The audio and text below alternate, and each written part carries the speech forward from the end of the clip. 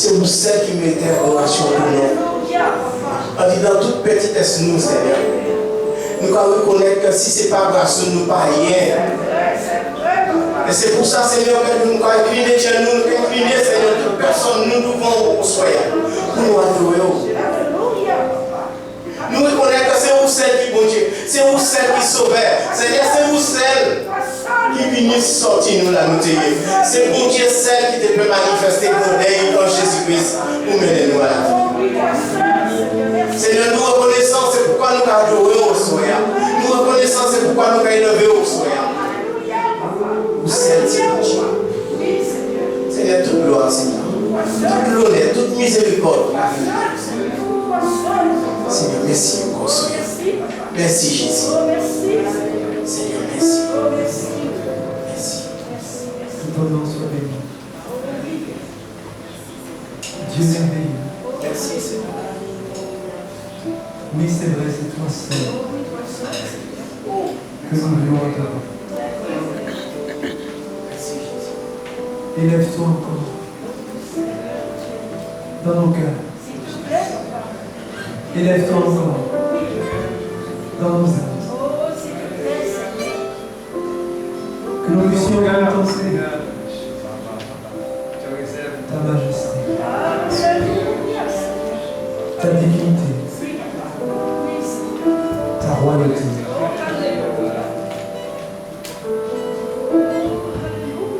Tu es incomparable. Ton amour est insondable. Et ta fidélité est à toute preuve. C'est pour ça que ce culte, ce temps mis à part, ce temps où nous sommes rassemblés, c'est pour te montrer notre reconnaissance, t'apporter l'adoration qui t'est due. Toi seul Dieu, toi seul véritable Dieu. Seul véritable Dieu, mort pour nous. Parole. Nous te bénissons. Nous te glorifions. Dans ce premier culte de l'année, sois béni. Et que chaque jour de cette année, tu puisses être béni. À toi la gloire. À toi la louange et l'honneur. Tu es grand. Que son nom soit béni. Amen. Amen. Merci à notre frère. Merci au bon dimanche. Seigneur, nous bénisse.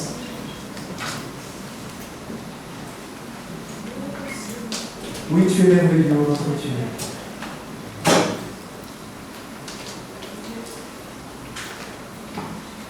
Et nous te remercions pour ta parole que tu nous as laissée.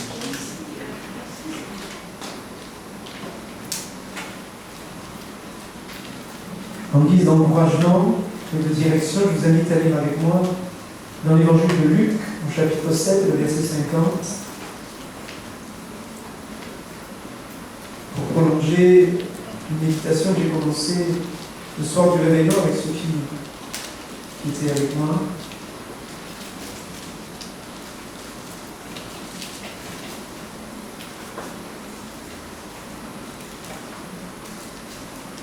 Heureusement que Dieu est fidèle. Quand on voit ce monde vaciller, quand toutes les assurances ou la confiance que l'homme a mis dans ceci ou dans cela ne tient plus, nous savons que nous avons un rocher inébranlable. Et ce rocher est le créateur de l'univers. C'est notre Seigneur Jésus-Christ. Et il a vécu comme un simple homme sur la terre. Et voici une phrase qu'il prononça et qui, je le crois, peut nous aider à comprendre et à saisir sa pensée en ce début d'année 2021. Pour l'Église et probablement aussi pour nos vies. Il est écrit simplement, mais Jésus dit à la femme, Ta foi t'a sauvé. Va en paix. Église de Californie, ta foi te sauvera, ta foi t'a sauvé. Va en paix. Si nous comptons sur nos ressources, si nous comptons sur nos capacités, eh bien nous réalisons à quel point nous sommes, en tous les cas dans l'humilité, limités. Et face aux défis qui sont devant nous, eh bien nous pouvons être effrayés, esclaves de la peur. Mais par la foi, nous pouvons être délivrés, nous pouvons être sauvés. Ta foi t'a sauvé. Va en paix. Et il y aurait le week-end dernier déjà, le Seigneur nous l'a rappelé pour ceux qui étaient présents. On n'a pas pu diffuser. Mon juste vivra par sa foi. Et il y a quelques semaines auparavant, on l'avait aussi médité. Mon juste vivra par sa foi. Vous savez que l'Écriture dit, quand le Fils viendra, trouvera-t-il la foi sur la terre? Ou de la foi. Alors, que Dieu nous aide à nous encourager dans la foi. Nous devons nous encourager les uns et les autres dans la foi. Parce que Jésus dit à cette femme, ta foi t'a sauvé. Ce n'est pas ton compte en banque, ce n'est pas tes raisonnements, ce n'est pas ton organisation, ce n'est pas les amis que tu as qui te sauveront. Ta foi te sauvera. Et plus le monde s'écroule autour de nous, en ce moment c'est vrai que c'est un peu compliqué, et plus la parole de Dieu prend la valeur pour toi comme pour moi. Ta foi t'a sauvé. Va en paix. Va en paix. Si on regarde bien sûr le contexte, on voit que cette femme, elle est sauvée de son péché. Et nous avons aussi nos péchés, nos faiblesses. Je lis pour vous un petit peu le contexte. Vous connaissez sûrement le passage, mais il est bon d'écouter la parole de Dieu. Donc c'est l'évangile de Luc, chapitre 7, je lis à partir du verset 36, et le texte dit, un pharisien pria Jésus de manger avec lui. Jésus entra dans la maison du pharisien et se mit à table. Et voici la femme en question.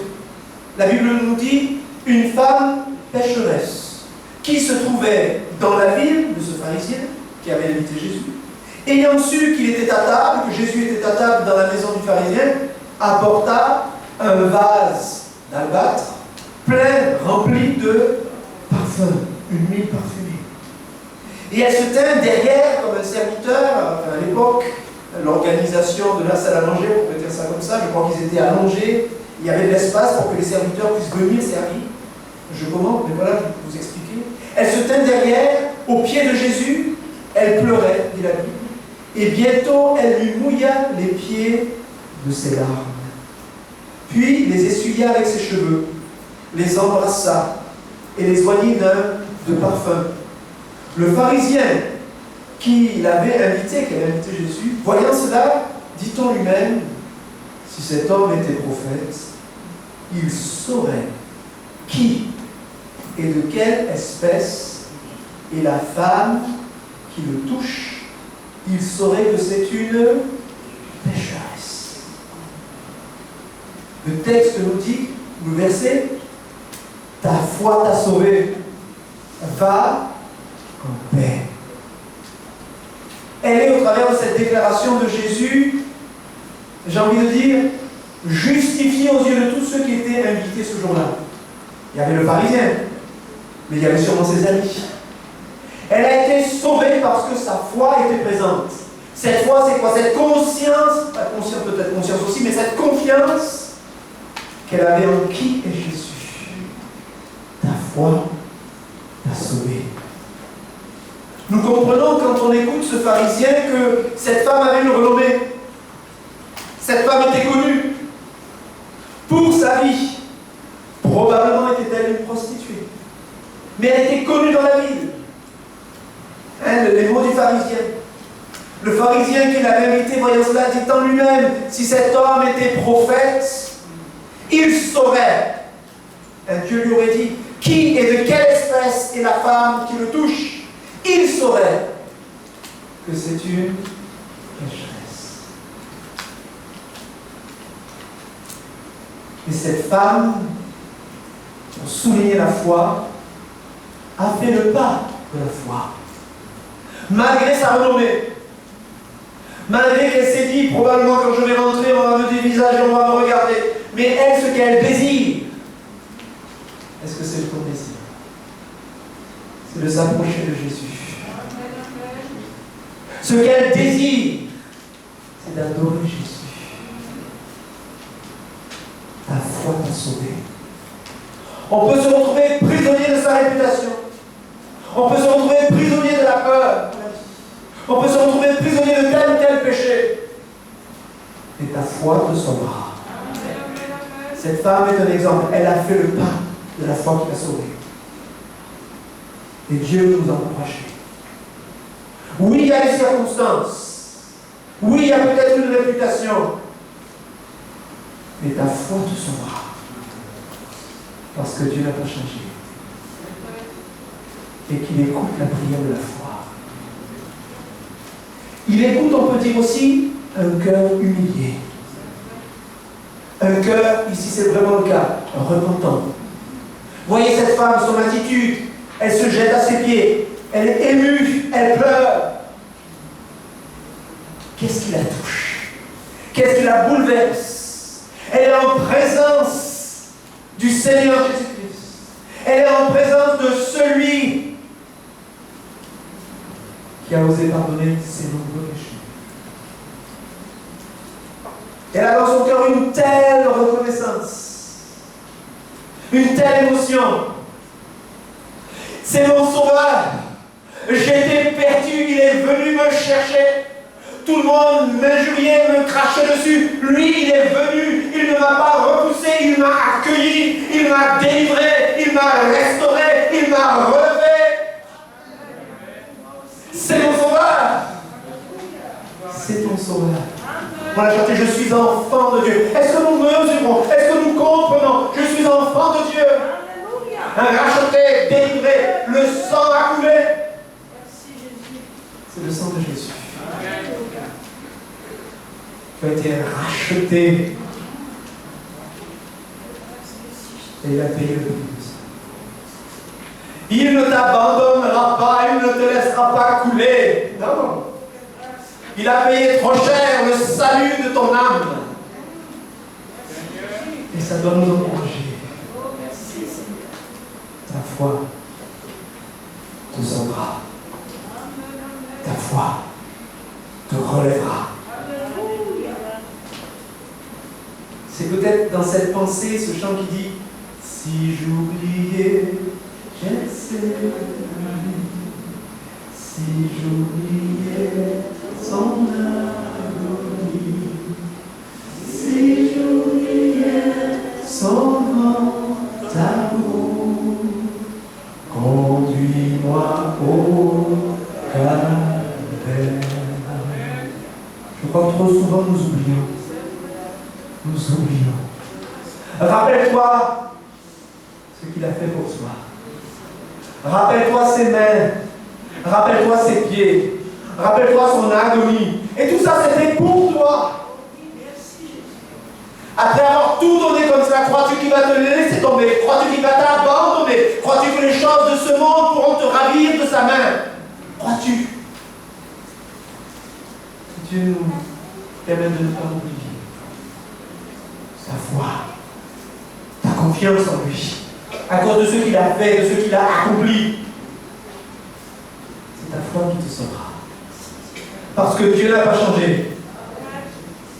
Il est toujours le même. Et il agira.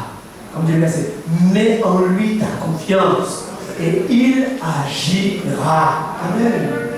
Dieu veut que nous soyons des hommes et des femmes de foi.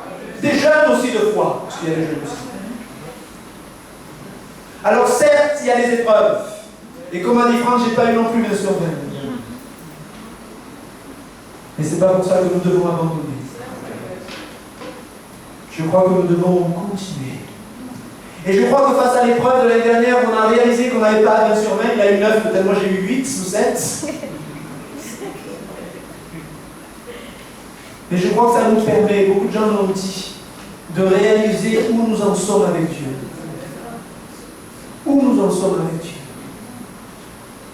On se croit là-haut, super puissant, super fort. Et quand l'épreuve vient, on s'aperçoit que c'est pas tout à fait ça, Seigneur. Où est ta foi? Peuple de Dieu, où est ta foi? N'oublions pas Gethsémane. N'oublions pas le prix payé. Gardons confiance en celui qui a tant sacrifié pour que tu sois sauvé, pour que tu sois délivré, pour que tu ne sois plus condamné, pour que tu ne sois plus esclave d'une réputation ou d'autre chose. C'est le Dieu de la délivrance que tu sers. C'est le Dieu de la délivrance que nous servons. Il veut un peuple libéré, délivré. Un peuple, ça a été rappelé, qui marche sur les lieux élevés. Sur ces lieux élevés. Ces lieux de la présence.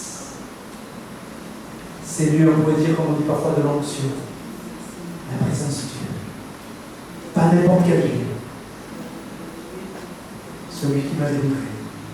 Celui qui m'a sauvé. Même si les ordres ou les circonstances nous condamnent, et c'était le cas ici, n'est-ce pas?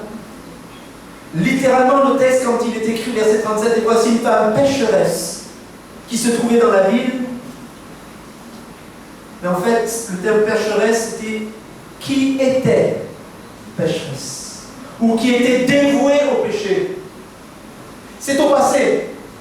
C'est comme si, quelque part dans la ville, on savait déjà que quelque chose s'était passé pour cette femme. Elle avait été dévouée au péché, liée par son péché, par l'enseignement du maître qui a dit « Celui qui pratique le péché devient esclave de son péché ». Cette femme était tombée dans son péché. Dans sa vie de péché, on a dit si c'était une prostituée. Elle était liée par ça. Elle était esclave. Elle suivait le péché. Mais si le Fils vous a franchi, la Bible dit que vous êtes réellement libre, libéré. Cette femme liée par son péché, depuis des années, a trouvé une pleine délivrance dans le nom de Jésus-Christ, dans la confiance qu'elle a mis en lui. Et donc c'est cette femme qui a été libérée qui quelque part revient ici au pied de Jésus, si on suit le texte. Et comme je le disais tout à l'heure, qui est émue devant son sauveur et qui verse ses larmes, alors qu'elle aurait pu être esclave de sa réputation. Mais elle a osé venir adorer. Elle a osé venir s'agenouiller. Elle a osé venir manifester ce qu'elle ressent pour son Dieu, pour son Sauveur en tout cas. Et alors, vous l'avez entendu, le pharisien, quelque part, bien qu'il ait invité Jésus, a une estime plus ou moins de Jésus. On voit notre Seigneur Jésus qui a répondu à cette invitation, qui est venu, pourtant il connaît toutes choses. Et il connaît le cœur de l'homme. Mais il est venu à cette invitation, dit le texte, quand il a été invité. Et pourtant, on va voir dans le reste du texte que l'attitude de cet homme n'était pas si respectueuse, si... comment dire, il a bien invité Jésus, mais il n'a pas invité Jésus comme le plus grand des invités. Si on prend le texte, par rapport aux coutumes de l'époque, puisqu'on lavait les pieds de ceux qu'on accueillait. Hein? Le texte dit, Jésus prit la parole et dit, et lui dit, Simon, j'ai quelque chose à te dire. Maître, parle, répondit-il. Il dit, un créancier avait 2 débiteurs, 2 personnes qui avaient des dettes. L'un devait 500 deniers, l'équivalent normalement c'est 500 journées de travail, donc c'est plus d'1 an de travail, et l'autre 50. La Bible nous dit, comme ils n'avaient pas de quoi payer, il, c'est-à-dire le maître, leur remit leur dette à tous les 2. Lequel, dit Jésus, l'aimera le plus? Simon répondit, celui, je pense, auquel il a le plus remis. Et écoutez ce que dit Jésus. Jésus lui dit, tu as bien jugé. Puis se tournant vers la femme, il dit à Simon, vois-tu cette femme? Je suis entré dans ta maison et tu ne m'as point donné de l'eau pour laver mes pieds. Mais elle les a mouillés de ses larmes, les a essuyés avec ses cheveux. Tu ne m'as point donné de baiser, mais elle, depuis que je suis entré, elle n'a point cessé d'embrasser mes pieds. Tu n'as point versé d'huile sur ma tête, mais elle a versé du parfum sur mes pieds. C'est pourquoi je te le dis. Ces nombreux péchés, soulignez le temps qui est écrit ici, en tous les cas dans ma version, ces nombreux péchés ont été pardonnés. Car elle a beaucoup aimé. Mais celui à qui on pardonne peu, aime peu. Sous-entendu, tu n'aimes pas beaucoup, hein, Simon. Et il dit à la femme, tes péchés sont pardonnés. Ceux qui étaient à table avec lui se mirent à dire en eux-mêmes, qui est celui-ci qui pardonne même les péchés? Et Jésus dit à la femme, ta foi t'a sauvé. Va en paix. Et si nous contextualisons cela à cette nouvelle année 2021, si cette parole que Dieu nous adresse pour nous encourager, comment comprendre cela? Qu'est-ce qui nous bloque? Qu'est-ce qui était notre prison? Elle, la prison de son péché. On a chanté la prison de la peur. Mais Jésus dit à cette femme, ta foi t'a sauvé, ta foi t'a libéré. Va en paix. Nous avons besoin d'aller dans cette nouvelle année en paix. Mais pour cela, les uns et les autres, probablement, et en tant qu'Église en tous les cas, nous avons besoin d'être libérés. Et nous le serons par la foi. C'est d'accord? Par la foi. Parce que nous demanderons à Dieu d'agir. Parce que nous demanderons à Dieu de se manifester. Parce que nous avons confiance en lui. Parce que nous l'avons rappelé, il est mort pour nous. Et il agira pour nous. Il agira pour son Église. Il agira pour toi, pour chacun de nous. Parce qu'il nous aime. Ayons cette confiance. Et il nous sauvera. En tant qu'Église, bien sûr, nous avons besoin d'être libérés de nos péchés. Peut-être que vous appelez ça votre péché mignon. Parce que si c'est un bon péché, peut-être que ça fait longtemps que vous aurez réglé le problème. Mais la Bible nous invite à prendre cela au sérieux. À ne pas, comment dirais-je, minimiser le fait que nous ne respections pas la parole de Dieu. Nous devons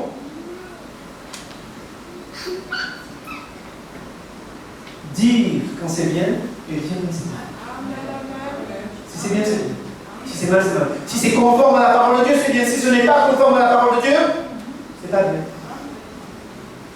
Le péché, c'est la transgression de la loi. Et je vous lis ce passage. Je sais, l'heure est en train de passer, donc je sais plus ce que j'en suis. Mais...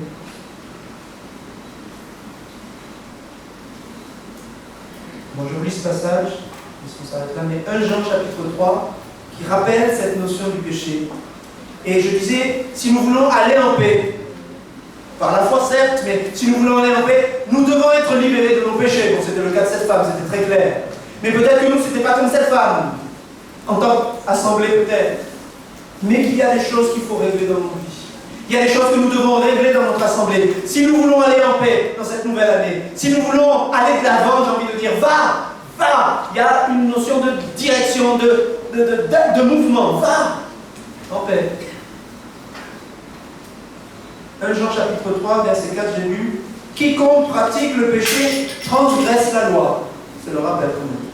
Quiconque pratique le péché transgresse la loi.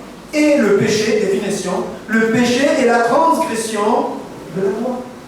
Or, vous le savez, Jésus a paru pour ôter les péchés. Et il n'y a point en lui de péché. Quiconque demeure en lui ne pratique pas le péché. Quiconque pratique le péché ne l'a pas vu et ne l'a pas connu. C'est quand même important. Hein? Je sais pas comment vous recevez ces paroles, ce rappel de ces paroles, parce que c'est pas nouveau. Quiconque demeure en lui ne pratique pas le péché. Quiconque pratique le péché ne l'a pas vu et ne l'a pas connu.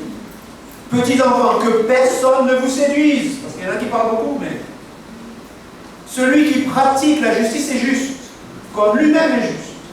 Celui qui pratique le péché est du diable. C'est fort, hein? Car le diable pêche dès le commencement. Le Fils de Dieu a paru afin de détruire les œuvres du diable. Quiconque est né de Dieu ne pratique pas le péché parce que la semence de Dieu demeure en lui. Et il ne peut pécher parce qu'il est né de Dieu. C'est par là que se font reconnaître les enfants de Dieu et les enfants du diable. Écoutez bien, quiconque ne pratique pas la justice n'est pas de Dieu, ni celui qui n'aime pas son frère. Je m'arrête là. Ça c'est clair. Amen. Nous pouvons excuser beaucoup de choses, mais la parole de Dieu est là pour nous remettre les points sur les i. Comme on dit parfois, les barres sur les t. Afin que nous ne soyons pas en train de nous séduire nous-mêmes et de nous égarer. Je suis merveilleux, je vais à l'église régulièrement, je donne mes offrandes, je suis baptisé de l'esprit. J'ai bien quelques petits péchés mignons, mais ce n'est pas trop grave. Ça arrive à tout le monde. Je ne crois pas que ça soit ce que dit la parole de Dieu. Ce qui est péché est péché. Et en plus, la parole souligne celui qui pratique, c'est-à-dire celui qui demeure dans son péché. Il nous arrive à tous, malheureusement, de glisser. Mais nous devons nous relever, nous devons nous repentir, et nous devons prendre une nouvelle direction. Et quand nous demeurons dans notre péché, il y a quelque chose qui n'est pas normal. Il y a quelque chose qui n'est pas sain. Il y a quelque chose qui ne vient pas de Dieu. Il y a peut-être comme un aveuglement, puisqu'on se croit, on se croit bon. Et pourtant la parole de Dieu, ce que tu fais là, c'est mal. Ce que tu fais là, ce n'est pas la volonté de ton Dieu. Alors que Dieu nous aide dans cette nouvelle année d'entrée libérée. Par la foi, nous savons que Christ est mort. Si tu confesses tes péchés, il est fidèle et juste pour te les pardonner et te laver de toute iniquité. Nous ne cachons pas nos péchés, nous ne dormons pas dans notre péché, mais évacuons le péché par la confession, par la repentance, en se détournant de ce qui est mal, pour faire ce qui est bien. Et bien sûr, on peut continuer la liste, et en étant plus précis, j'ai eu quand même cette pensée, puisqu'on a parlé beaucoup de nos vies de famille, eh bien, je rappelle peut-être aux hommes, ça pourrait être aussi aux femmes, bien sûr, mais ce que dit 1 Pierre chapitre 3, versets 7 à 12.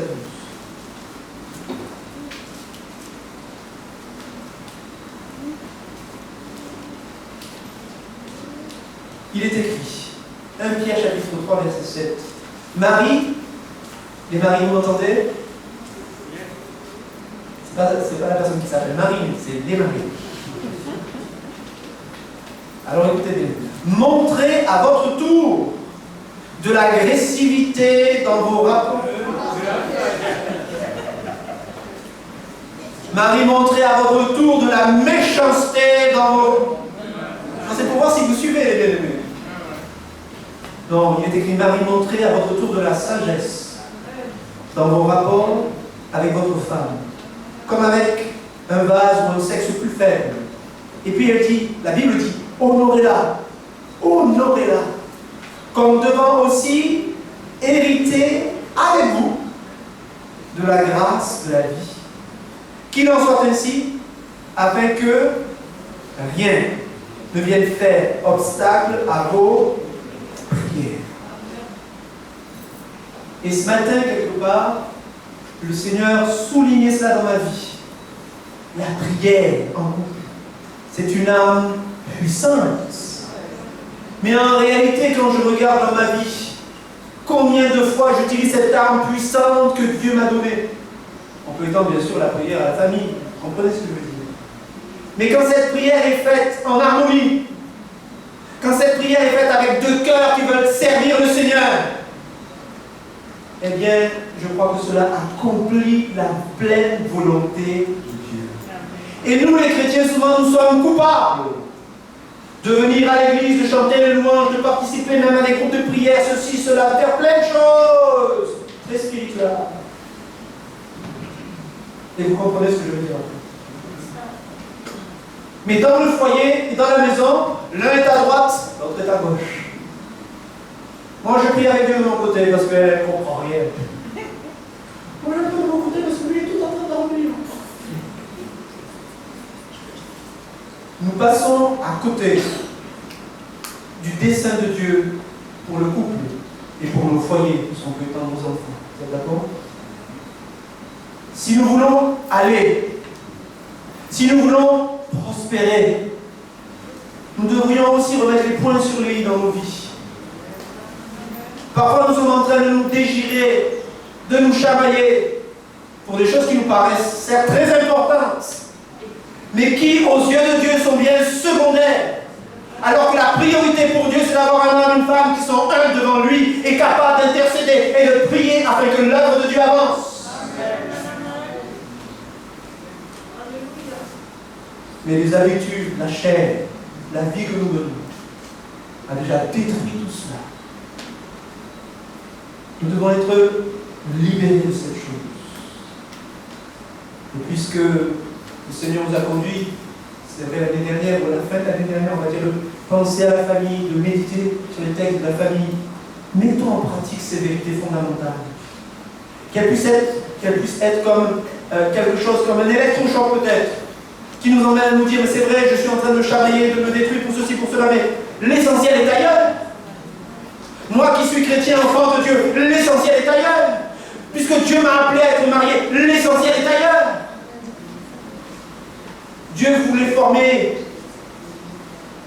une élite, une armée combattante, victorieuse, puissante. Mais nous sommes une armée copico. Parce que c'est comme si nous ne comprenons pas ce que dit la parole de Dieu. Après, nous sommes très spirituels. Une belle prière, une belle louange. Mais Dieu connaît les cœurs. Et si nous voulons prospérer, des fois nous avons besoin d'être libérés. Libérés de ce qui nous oppresse. Libérés de ce qui nous empêche de faire le dessein de Dieu, de faire la volonté de Dieu. En cette nouvelle année, que Dieu nous aide à gagner les degrés de liberté pour l'exercice du ministère. Le ministère que Dieu a confié à l'Église. Le ministère que Dieu a confié aux familles que nous sommes, que nous représentons, les uns les autres, peut-être pas tout le monde, mais la plupart d'entre nous. Parce que ça soit un individu, que ça soit un couple, que ça soit une famille, nous sommes appelés à être des témoins. C'est vrai ou c'est pas vrai ça? Et parfois nos vies de couple, nos vies de famille, nos vies même individuelles, sont contraires au témoignage que nous devons rendre à l'Évangile. Et vous le savez, que Dieu est un. Et pourtant il est Père, Fils et Saint-Esprit. Et pourtant il est un. Et vous le savez, il demande à l'Église d'être un. À plus forte raison, aux familles d'être un. C'est quand même important de rappeler ces vérités. Afin que nous puissions prospérer. Afin que nous puissions avoir une meilleure note à la fin de l'année. Quand nous regardons les chiffres. Parce que l'œuvre de Dieu elle est spirituelle. Ce n'est ni par force, ni par puissance, mais c'est par mon esprit, dit l'Éternel. Et nous ne pourrons pas faire l'œuvre de Dieu si nous ne respectons pas la parole de Dieu. Nous allons nous fatiguer. Nous allons faire plein de choses comme nous disons parfois. Mais les fruits seront maigres. Nous allons nous-mêmes nous épuiser. Fatigués, je suis fatigué, je suis troublé. Et parfois c'est légitime. Mais parfois c'est dû au fait que je ne travaille pas pour Dieu comme je devrais travailler. Ou dans les temps que je devrais travailler. Que Dieu nous aide à le servir comme il faut. Mais vous voyez ce qui a motivé cette femme, ce service d'adoration, c'est son amour, parce que vous êtes d'accord avec ça. Cette reconnaissance pour ce que Christ a fait pour elle. Et elle vient, elle pleure à ses pieds, elle essuie, elle lui met du parfum. Il y a un amour là. Peut-être une conscience de ce que Christ a fait dans son âme et dans sa vie. Des fois, nous oublions, c'est pour ça qu'on chantait tout à l'heure. Si je reviens, si je me rappelle de ce que tu as fait, le dynamisme que j'aurai dans ma vie sera différent. Le zèle que j'aurai dans ma vie sera différent. Et peut-être je considérerai mon péché mignon comme pas si mignon que ça. Et je chercherai peut-être de l'aide, du conseil, pour régler le problème et avancer. Parce que je le fais la volonté de Dieu. Je m'arrête sur ces deux points, parce que l'heure ne se peut pas tourner. Mais que Dieu nous aide à vivre cette année 2021, d'aller en paix, parce que nous avons été délivrés, parce que nous avons pris conscience, je suis enfant de Dieu, et je peux être délivré. Je sais en qui j'ai cru, et je sais qu'il a la capacité de m'emmener à accomplir son dessein parfait. Dieu t'aime. Il a payé le prix. Un prix qu'aucun homme ne pouvait payer. Ne l'attristons pas. Ne continuons pas à l'attrister. Dans une espèce de frivolité spirituelle, de légèreté spirituelle. Peut-être sommes-nous accablés, c'est vrai. Est-ce que nous comprenons ce que dit la parole de Dieu? Parfois j'ai l'impression que nous lisons, mais nous ne comprenons pas ce que nous lisons. Donc que Dieu nous aide dans cette année. Peut-être à remettre les points sur les barres sur les partout où on enlevait les fautes, on avait enlevé les points l'été, afin que notre vie en Christ soit efficace. On se fatiguera moins, on portera davantage de fruits. Et la joie de l'Éternel sera notre force. Prions le Seigneur.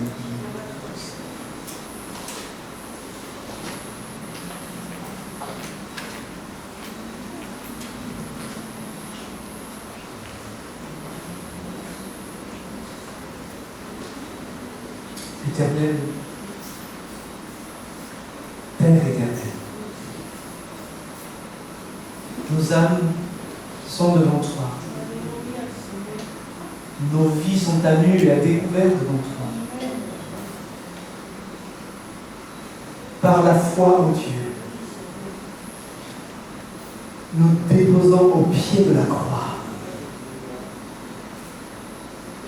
ce péché, peut-être ce dossier qui nous semblait si lourd à porter. Nous voulons par la foi le déposer à tes pieds parce que nous croyons que nous sommes enfants de Dieu et que tu as payé le grand prix pour que nous soyons sauvés. Nous te prions dans cette nouvelle année de souffler dans nos vies, de souffler dans nos cœurs, de souffler sur notre intelligence afin que nous puissions saisir et comprendre la volonté de Dieu pour nos vies.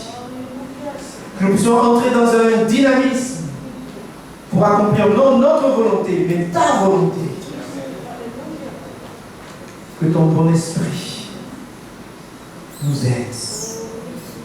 Que ton bon esprit nous conduise. Que ton bon esprit nous touche.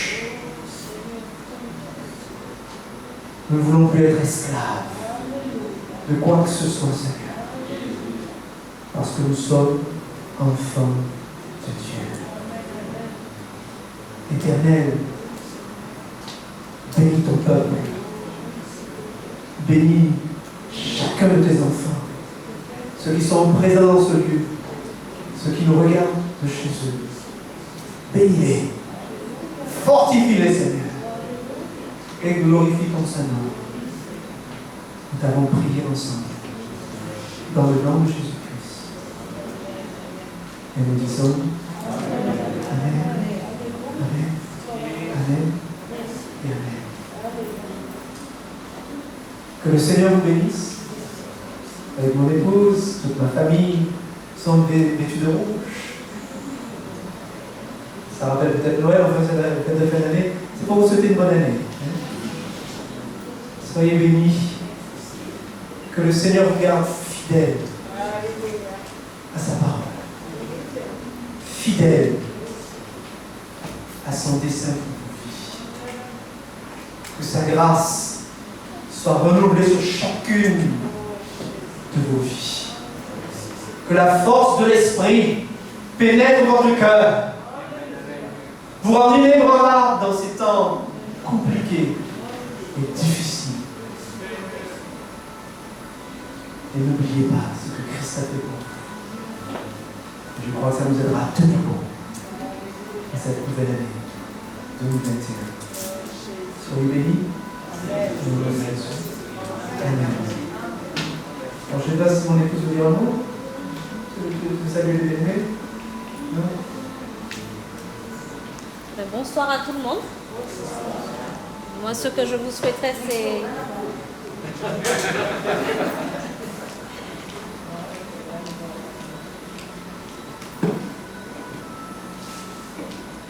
Bonsoir les bien-aimés. Moi j'ajouterais tout simplement bonne persévérance. Et courons, n'oublions pas le but qui est devant nous. Laissons tout ce qui est en arrière, comme dit Philippiens 3, 14. Laissons tout ce qui est en arrière. Laissons les échecs, laissons les difficultés.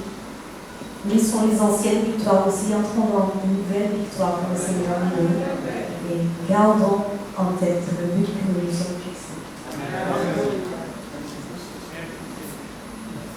Et bien voilà, ainsi s'achève notre temps. Je vous rappelle que nous suivons toujours le protocole sanitaire, bien sûr, qui est le sens de circulation, que nos frères bien-aimés se tiennent à la porte pour recueillir vos offrandes. Vous aurez des annonces. Vous ne le savez pas encore, mais nous avons malheureusement notre sœur Jacqueline Loneté qui est décédée, ceux qui ne savent pas, subitement, malheureusement. Donc priez pour la famille. Il y aura une veillée mardi soir. Donc mardi soir, effectivement, d'habitude je fais la réunion chez moi, un Zoom pour ceux qui sont là, etc. On essaye même de mettre sur YouTube. Mais ce mardi soir, nous serons à la Joyau. Et je vous invite, pour ceux qui le peuvent. Et nous aurons un temps là-bas, avec la famille, avec tous ceux qui seront là, pour ramener tout le monde dans la présence de Dieu par la grâce. Donc priez pour cela. Venez participer si vous pouvez dessus. Je crois que c'est des choses, laissez-vous conduire par Dieu, c'est des choses qui permettent à l'œuvre de Dieu d'avancer. Et mercredi, après-midi à 14h30, ici, nous aurons donc un enterrement pour notre sœur Jacqueline.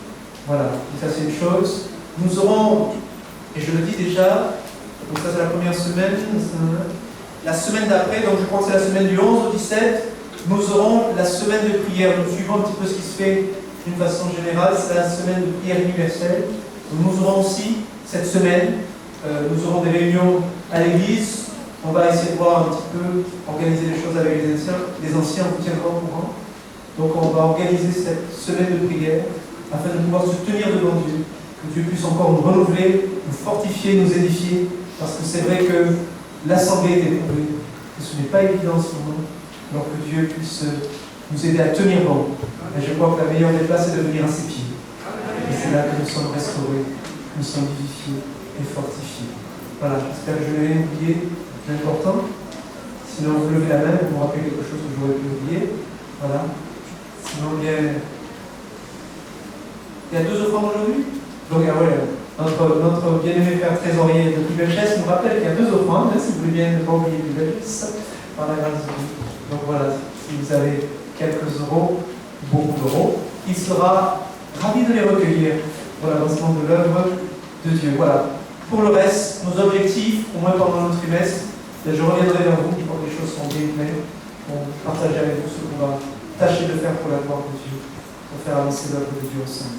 Voilà, soyez bénis, bon retour à chacun, et n'oubliez pas, je suis un enfant de Dieu. Vous aurez pu le chanter une dernière fois pour vous, pendant que vous partiez, mais bon, je ne sais pas si... Non? Oui? Et si vous avez à chanter pour vous? Hein? Dernier couplet, d'accord. Dernier couplet, il faut le dernier couplet. L'idée librement. L'idée librement, c'est ça. On peut chanter. Voilà. Vous ne chantez pas trop fort pour ceux qui peuvent chanter, enfin ceux qui veulent chanter avec. Parce que des fois, on est là, on regarde, parce que...